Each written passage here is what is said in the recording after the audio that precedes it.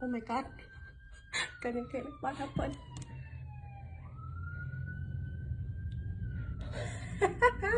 เอาผมบ้านค่อยพี่น้องรถตำรวจไปก่อนไฟทักกะทีหลังสลอกฟันเลยเด้ไม่อย่างนั้นนี่ เดี๋ยวคำมาต่อสันเอาจะขันอะไรจ้ะเอาลูกมาทางนี้ในแลนด์เอาบ้านอยู่ไฟใหม่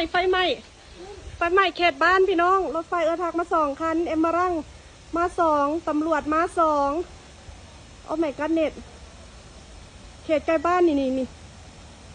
มันซอยเดดอินทางนั้นทางเขายางลินเลยนั่นโอ้ my god เน็ตเซเลเบรตฟาเดอร์เดย์สงสัยบาร์บีคิวเอามาอีกแล้วคันหนึ่งพี่น้อง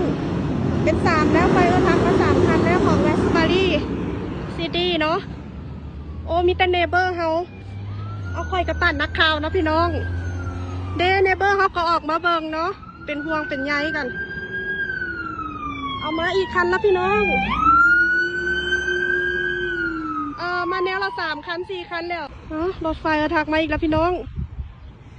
โอ้ my god นู่นแทงเติบเด็ดจะยางไปอัปเดตสถานการณ์เด้เนเบอร์เขาก็ยางไปอยู่มาอัปเดตสถานการณ์ควันกุมทีบโอ้ยคิวว่ะ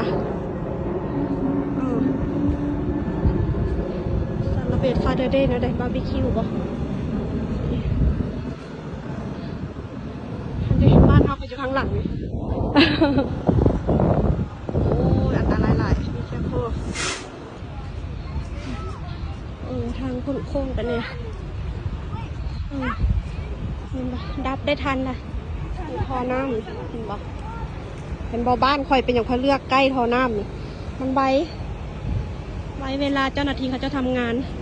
เห็นบ่ดับได้แล้วนี่บ้านเมืองเจริญโอ้ยเห็นแต่ลาวมุงไทยมุงอันนี้อเมริกามุงเด้อพี่น้องเด้อ ก็จะประมาณนี้เนาะหัวได้ตอนออกบ้านหัวบ่ได้มาฮอนี่ผู้คนปลอดภัยแล้วหัวได้ละนู่นยางมาสถานการณ์บ้านที่เกิดเหตุไฟไหม้เนาะเจ้าหน้าที่ก็ทำงานยางเต็มที่ยางไวเนาะอัปเดตสถานการณ์ปั่นนักข่าวบนได้พี่น้องนั่นคนกระมุงกระลายถือว่าไวเนาะถือว่าดับเพลิงได้ไวควันกุ้มอยู่เลยเมื่อกี้นี้บางยางมาใกล้หอมซอยดังบุ้มก่อนถ้ากันตื่นทางลมเนี่ยไวเนี่ยมือนี้นะ